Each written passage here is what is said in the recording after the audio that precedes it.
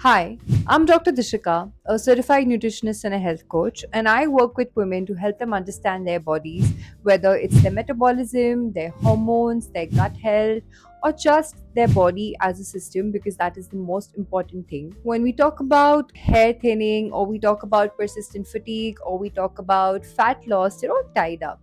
Everything sort of works into each other. And on this channel, my aim is to help break down these complex topics which can be a bit confusing and help you understand how can you apply scientific research on your own life and in your own bodies and what you can take away from it. I'm making this video because most women are really confused about how protein applies in their own life, because a lot of conversation about protein is around muscle building and we feel that we only need protein if we are going to the gym.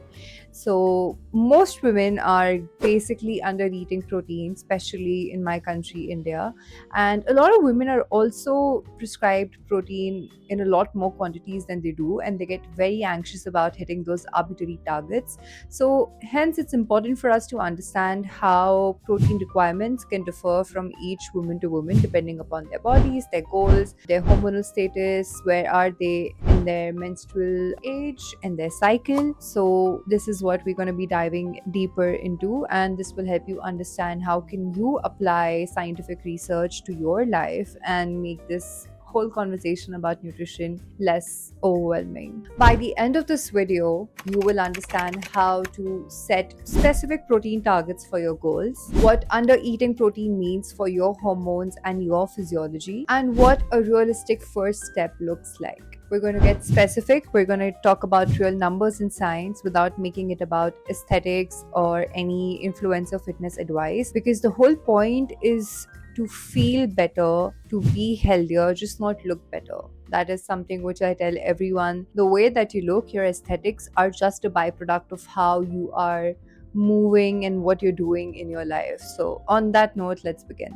The recommended dietary allowance, which is the RDA, is usually zero point 0.8 grams per kilograms for per body weight. In India, the ICMR recommendation is also similar, about zero point 0.8 to 1 gram of protein per kg of your body weight. So if you weigh 60 kgs, that's roughly about 48 to 60 grams of protein each day for you. Here's what most people don't know about this number. It was derived from nitrogen balance studies. Nitrogen balance studies essentially meant deriving how much protein does your body need to not break down its own tissues. Basically, how much protein do you need for survival? And when these studies were done, our major goal was to just accomplish a number where people can meet those requirements so that their body doesn't end up breaking down.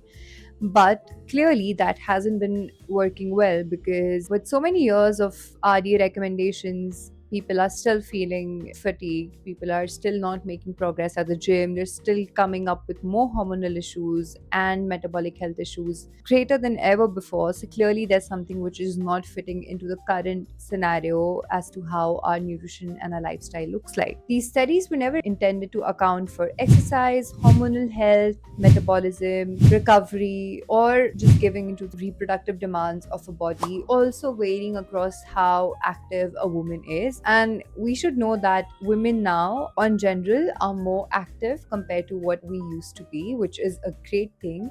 So, hence, our recommendations and our protein allowances also need to increase. So, it was a flaw, not a target. And most of us were taught as this was a target. The latest research shows a very different story, especially for active women. A substantial evidence from exercise science now says that we need about 1.5 to 2 grams, even 2.2 grams per kg of protein per body weight, depending upon activity levels in a woman. And in general, now it's established that an active woman, which means if you're working out, say about 3 to 4 days a week, which means you're doing 4 days a week of strength training, you're moving regularly, you are an active individual, you should hit about 1.5 to 2 grams of protein each day and individualize these upon your goals and upon your symptoms as well. If you weigh 65 kgs, this is anywhere between 104 to 140 grams of protein each day. Our estrogen and progesterone levels are fluctuating throughout the cycle, and they directly affect how protein is utilized in our body. These hormones directly affect the muscle protein synthesis rate, protein turnover rate, and how efficiently do we utilize and use the proteins that we are getting, and how well do we utilize the dietary protein. And for all my PCOS girlies, the question and the conversation around protein becomes even more important because we are dealing with elevated androgens. And with elevated androgens and increased insulin resistance, it impairs your protein utilization.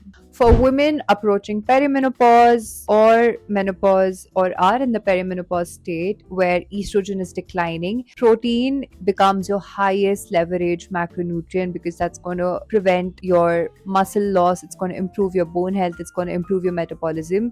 And trust me, this is what every woman, right from their mid 35 until their 50s, need to be prioritizing. And I worked with multiple women, and most of their health issues can clearly be done on getting protein. But if you need more help with understanding how can you build up a more nutritious and healthy lifestyle for yourself without overwhelming yourself, I would be happy to help you out. If you would like to work with me one on one, I'm going to drop a link in the bio where you can sign up to work with me, and we can discuss more about your lifestyle and how we can do some smart nutrition programming so that you don't have to be overwhelmed about hitting all of these targets, and we can understand what is your protein requirement in your own life and how can we customize it to your goals and to your needs. But the protein conversation doesn't end here. In the future videos, I would like to talk more about how bioavailability of different protein sources differs. So, when we talk about bioavailability, we mean that okay, which protein source is going to give you the highest protein, that is like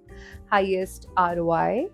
And we will also talk about how protein metabolism changes throughout your menstrual cycle. If this is something which you would like to learn more about, please drop a comment. I would love to learn more about what issues you are going through and what questions you might have around protein and nutrition or lifestyle, which I can help you understand.